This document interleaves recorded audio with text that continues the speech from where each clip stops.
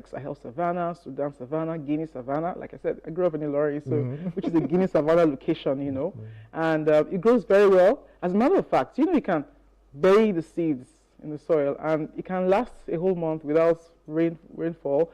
And once the rain just touches it, it triggers germination. Yeah, so it's very resilient, very resistant to drought, and it is actually a superfood.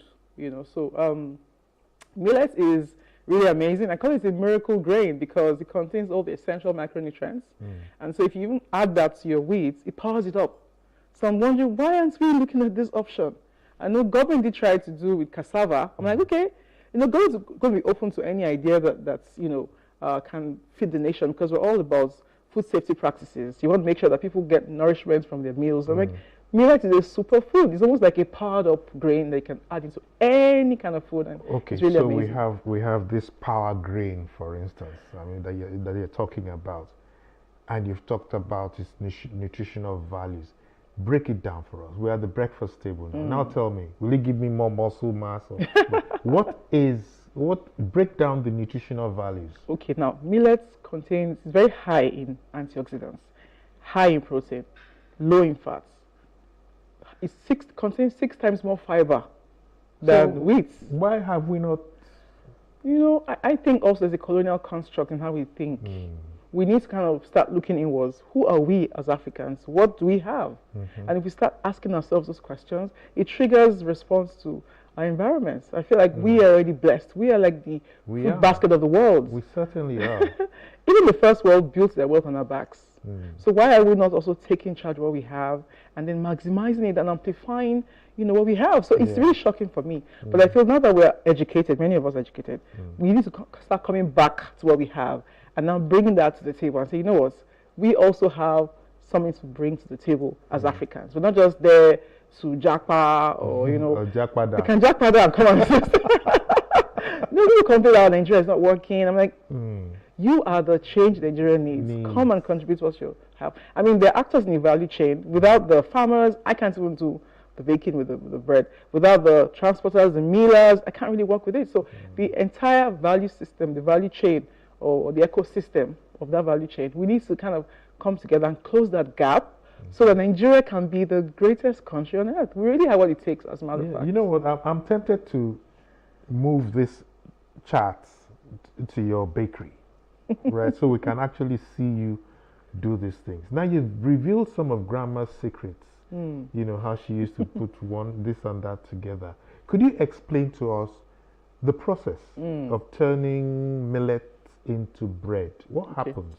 Okay, well, first of all, you get the grains, and it goes through our own process, which we cannot share, IP process of converting that to flours. Okay. And then goes through dehydration, because the endosperm still retains a little bit of water, so you want to take that out, and then you now mill into powders.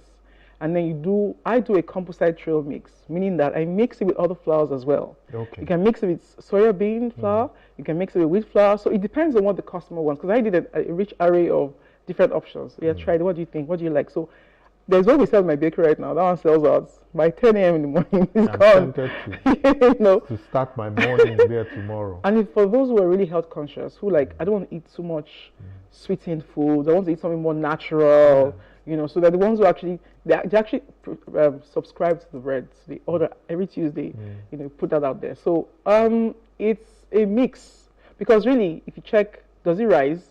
It's a gluten-free grain. I still have to mix it with flour to get the rice. Then we also have the one that we do with grain. That's called the gluten-free option, where you mix it with xylem husk or mix it with other binders that can create a rich, flavorful bread. So it depends on what you really want. It kind of responds to your needs. It's not really like cast in stone. It can do very. But you see, sometimes we walk into stuff like this, and then we find that it's bland. It's not sweet. How does it taste? Okay, it has a nutty flavor, nutty. It has a rich caramel flavor as well. Also depends on how because sometimes I bake with jaggery instead of sugar. What's that in English? Jaggery is unrefined sugar. Sugar in its natural form. Okay. It contains all the essential magnesium and all that stuff. So we don't use sugar. Sometimes Some people say I don't want to eat sugar at all. No sugar in my bread. So we use sometimes we use honey. It just depends on the flavor of the preference of the customer, really. So, but you can make it with sugar. You can make it without sugar. You can make it with honey or jaggery or other sweeteners. Hmm. I'm trying to take note of all of that but it's something I can make by myself, isn't it? Absolutely. We also have the bread mixes for those who want to bake at home. We have everything mixed. Just add your vegetable oil and water, stir together, and then you bake. You let it rise, and then you bake. Okay, like some of us are slow to catch on. Do you like kind of run a school of some sort? We actually have a masterclass coming up very soon for those who want to have the full breadth of bread making on the 28th and 29th at the bakery. Okay. So people can join, they can sign, they can go on our websites or go on our Instagram page and kind of come on board. As a matter of fact, we actually share the recipes for free.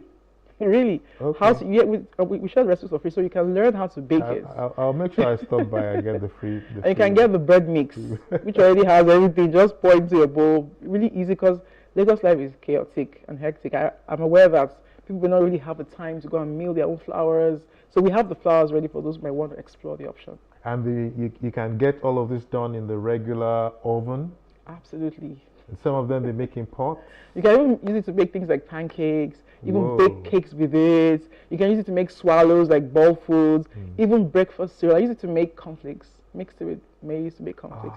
It's amazing. Like they say, you're a woman after my heart. But that's interesting. How does it impact my pocket? We don't import millets. As a matter of fact, Nigeria produced 4 million metric tons of millets last year from just 4 states. Meanwhile, 33 million from just 4 states. Meanwhile, we have soft wheat in Nigeria that we produced also, I think about 4 million in 13 states. So we have millets abundantly available in Nigeria. And a bag of millet goes for about 45,000 naira. And a bag of millet is 100 kg. So if you're looking at half a bag, which is how people normally package bags, that's about 20, is half the price of imported wheat. So it's very affordable, nourishing, nutritious, 6 times more fiber than the regular wheat bread. You know, someone once said to me that the problem we have in this country is that we are too blessed. We have all of this and we're not making the most of it. Like you have your meal, wash your plate and throw the water in the back.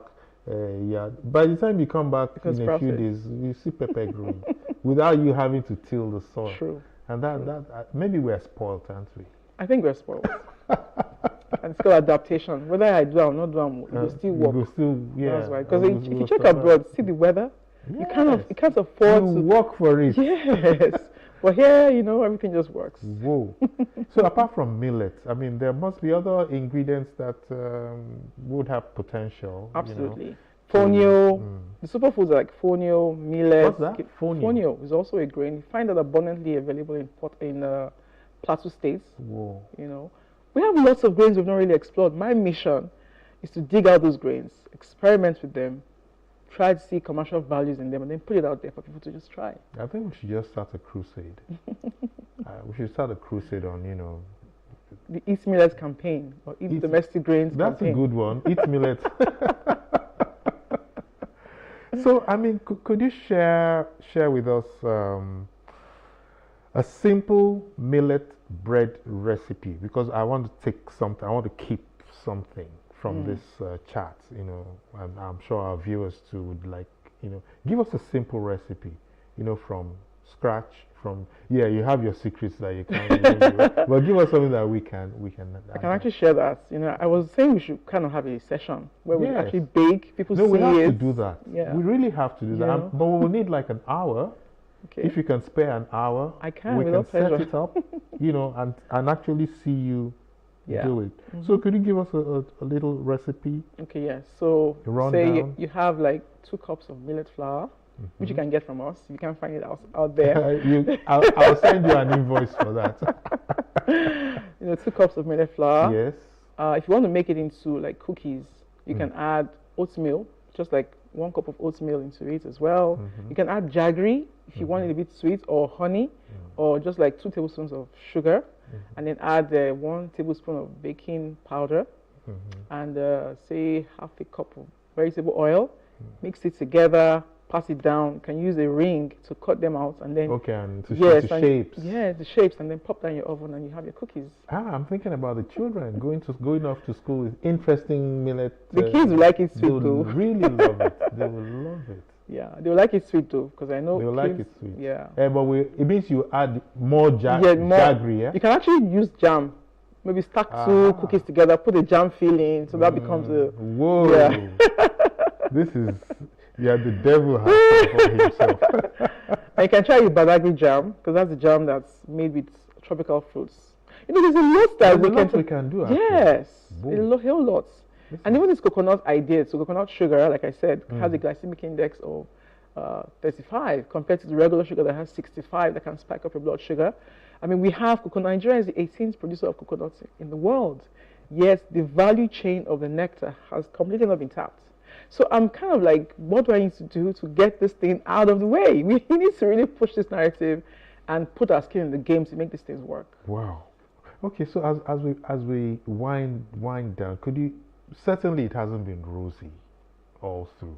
You can say that again. Yeah. So could you just share a few challenges? Of course, there will be challenges you've had trying to put all this millet stuff, bread, and all of it. And how have you addressed those challenges? The most frustrating question that comes with doing these things: does it taste like the real thing? Yeah. And I'm like, what is the real thing? That's the real colonial construct I keep saying. To you, you've been used to eating. Acquired. Yes, you've acquired the taste. You need to re-engineer your palate to embrace millet. Let me say that. You need to re-engineer your palate. And if you do that, those who are in Ilorin will not struggle with millet bread because they're already familiar with, the whole idea of using millet to eat swallows. So they already have acquired the taste. So we're doing a school feeding program very soon. We're partnering with international organizations to go to schools and feed children with millet-based products. So let them begin to acquire, the palates or the taste for millet products. So that way, we can begin to make it easier for people to embrace it as a full product on our tables. So number one challenge has been people saying it doesn't taste like the real thing because they're not really used to it. And number two is things like the actors in the value chain, we're not connected. So we're trying to bring together advocacy groups, joint groups, smallholder farmers. We have the DGI, Domestic Grains Initiative, where we actually go up north to Jigawa, where I get my grains from, got all the female farmers together and say, okay, join DGI. What are your problems? What are your issues? So if we take that into account and we help you solve them, you too can begin to improve your agri practices by ensuring that they are smart, they're sustainable, and they conform to SDG Goal 2. So that way your production is responsible, and then you're not using additives or chemicals that can destroy even nutritive content of a product. So we are trying to make sure that there's enough backward integration connecting all the actors in the value chain so that we can speak the same language. So, I mean, what would then be your strategy for promoting? Because you can't light a candle and put it under the table. Well, like we're here now promoting it. So that's part, part of it. So we're also talking to FIRO, government agencies, other actors in the value chain, like I said, and the food sector, just making sure we put word out. And we are really pushing that narrative. I must commend India. India last year sponsored the International Year of Millets campaign, which was also pushed out by the FAO of the United Nations. So I feel like I joined the Global Food Challenge. My recipe was adopted in the UN Digital Recipe Book, which I'm grateful for. The whole idea is to make sure that we bring millet back to our tables. And India has been the forerunner of that agenda. Whereas Nigeria, we are the number 2 producer of millet in the world. So we can push that as well. So I'm calling on government agencies to join us, other bakers to say, don't just say, I just want to hammer, I want to hustle. Try and make a difference with nutrition as well. And we sure will make a difference. So the message today is eat millet, right? Absolutely. And that's from Chef Jules. Thank you so much. Interesting stuff, Chef Jules. Thank you very much. Here's hoping we all have learned new tricks, making something out of nothing. And truly, necessity is the mother of invention, like they say. I want to thank you for inspiring us so much on today's program. Thank you. You're still watching Today with John and Helen, live on Plus TV Africa. We'll take a quick break now. And when we come back, John Senaya, and that's me, I'll be taking my nugget.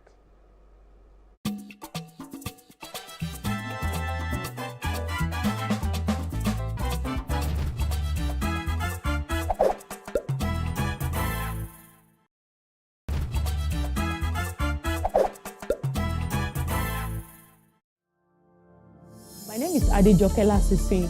I'm the founder and creative director of Planet 3R. At Planet 3R, we convert textile and plastic waste into eco-friendly products. The motivation actually came from a rural community in Ibadan here. Whenever it rains, the whole place, people will not be able to go inside the community. If it rains overnight, people will not be able to go to school, they will not be able to go to work. Anytime the water now goes away, you now realize a lot of waste. And I was like, this is actually the root cause of this problem, improper waste management system. Then I look at it that, what can we do to solve this problem? And that was how I started using the weaving skill that I've acquired from my mom since I was 9 years old.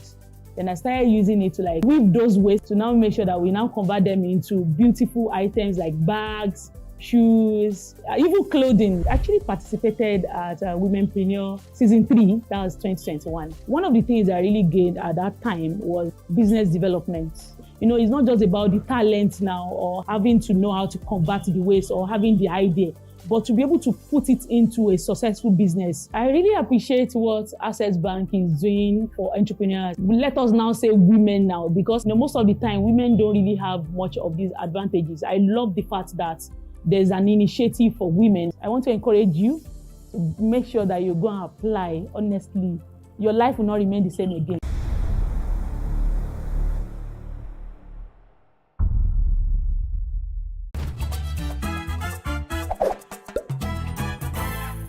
Yes, thanks for staying with us. This is Today with John and Helen, and we're wrapping up now with my nugget. My nugget for this week is this: 2 people in the same room are only at close proximity and may not be together. So never assume that because you have a room filled with maybe engineering students from the same school, that they're all of the same school of thought. Individual orientations vary from one individual to the other. Before your speech or presentation, you need to recalibrate. Bring them all to the same table, have a clean sheet, note their beliefs and mindsets and expectations before you stamp your fresh impressions on them. Never assume the slate is clean until you've cleaned it yourself. Apples are fruits, and so are oranges. You want to know more? Ask JS. And that's my nuggets for today. And of course, like I say, it's for those of us who engage in public speaking, and that's all of us. That's the show for today. We'll see you again. Bye.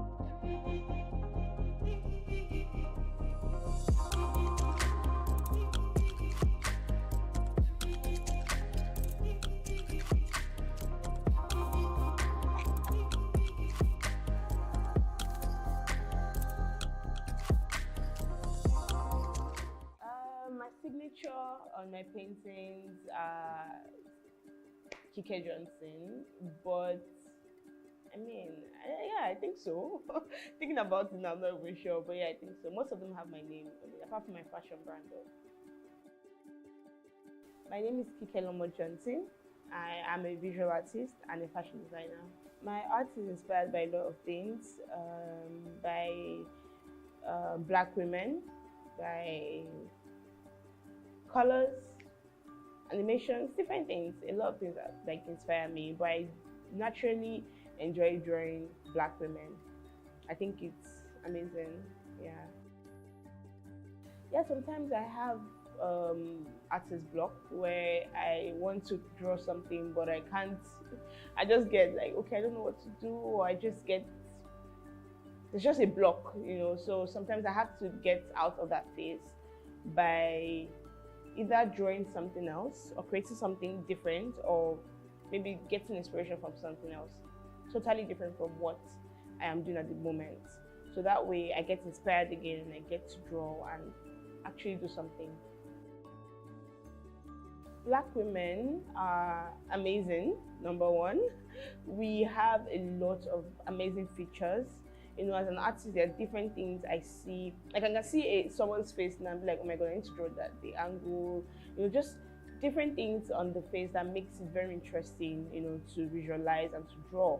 You know, and then we have different skin tones. So it's just amazing to see how you can blend colors together to get a particular tone, you know, and you can have 5 different women with 5 totally different skin tones. And it's just, every time I see someone, I always look through, you know, look at those things, the shadow, the light, you know, and all of that. I think I enjoy the process most about expressing myself through art. I enjoy how it's done. I enjoy seeing the finished product. After spending like 6 hours drawing something, I'm like, okay, I think we're good to go, you know. I enjoy the entire process generally. I just like doing, so there are days where I don't want to create portraits. I draw maybe something minimal. I can do like a minimal line art. And it's okay, this is all I'm doing today. You know, and I enjoy the process of that. That might take me 30 minutes, but I still enjoy going through that process.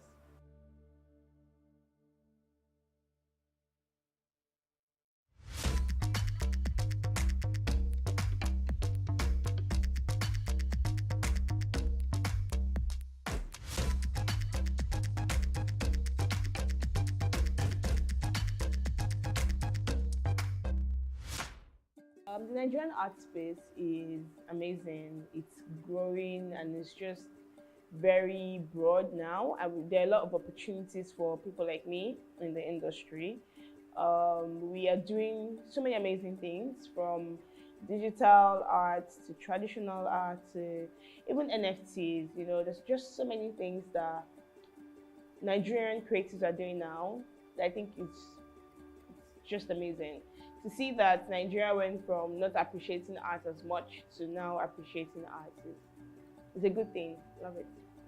I actually wish I did go to an art school. I think I think that way maybe I'd have been like Picasso right now. But no, I didn't go to an art school. I learned everything myself. I've always loved drawing. When I was a child, I would draw Mickey Mouse. I would draw like just different cartoonish things, you know. So I've always enjoyed drawing. I've enjoyed the process. Yeah. All right. So for young female aspiring artists in Nigeria, I'll say they should go for it. I mean, in this industry, I've come to understand that there are not so many female artists as much as there are men, you know. So it's a good thing to see women want to become artists and actually do it. You know, one major thing is you just have to keep practicing, just get better at your craft, and that's it. Yeah, there are a lot of opportunities out there. Art has influenced my fashion in different ways, from colors to patterns to just creating something. Sometimes I just do a design, I'm like, okay, this is not what I I wanted, but at least we tried it, you know. So art for me is life. Everything around me is art. I look at every single object and I see shadows, I see lights, I'm looking at the way it's done, you know. So art has influenced my fashion in different ways, and I'm excited about that. I mean, I enjoy it. So in a few years, I see myself doing amazing things, bigger things than I'm doing now, you know, in the international workspace, nationally, and you know, just doing, I hope to have a major studio in a few years' time where, you know, anybody can just come to us and say, okay, I want to create this type of art, and we can have someone working in the studio create it. Different things, from animations to illustrations to different type of artwork.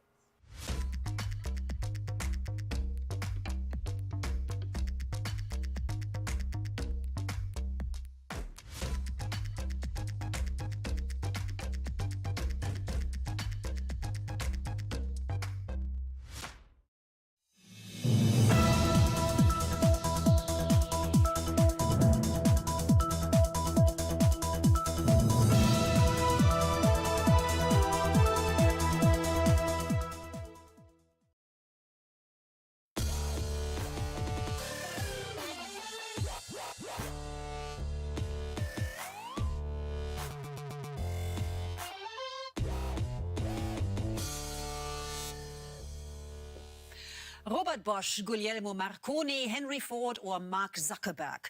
Born in different eras and on different continents, and yet they all have something in common. They are all pioneers of industry. With their ideas and innovations, they tread new ground and made a success of it. Welcome to Made. In this week's edition, we want to look at how the pioneering spirit continues to change the world for better and for worse. Now, take this German teenager, for example, who started a company at the age of 17. 2 years later, he decided to try his luck in the US. He traveled to California's Silicon Valley to find out for himself if he could make a splash with his ideas in the epicenter of the global tech industry. Unfortunately for us, he made a video diary of his experiences. Take a look. Man, don't do this to me. The flight's in an hour.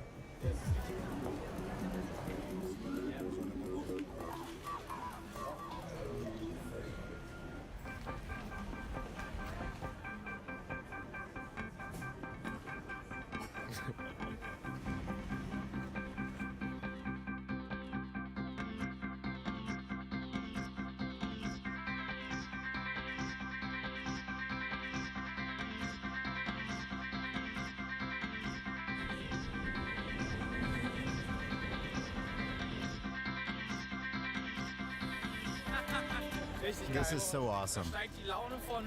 Just went from a low to a high.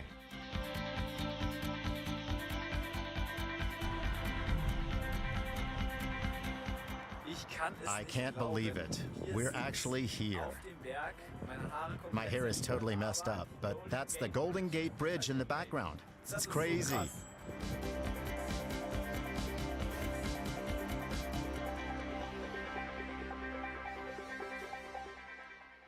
America, the country of infinite possibilities.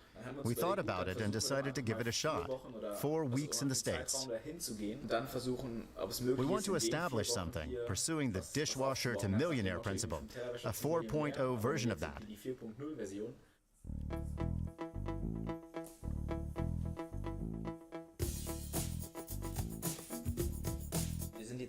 We're in an 8-room apartment. 8!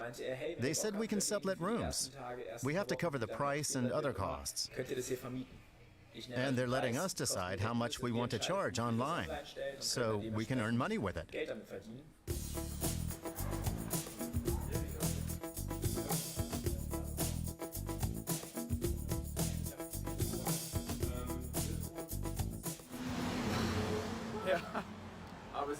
But so far, only one woman has gotten in touch.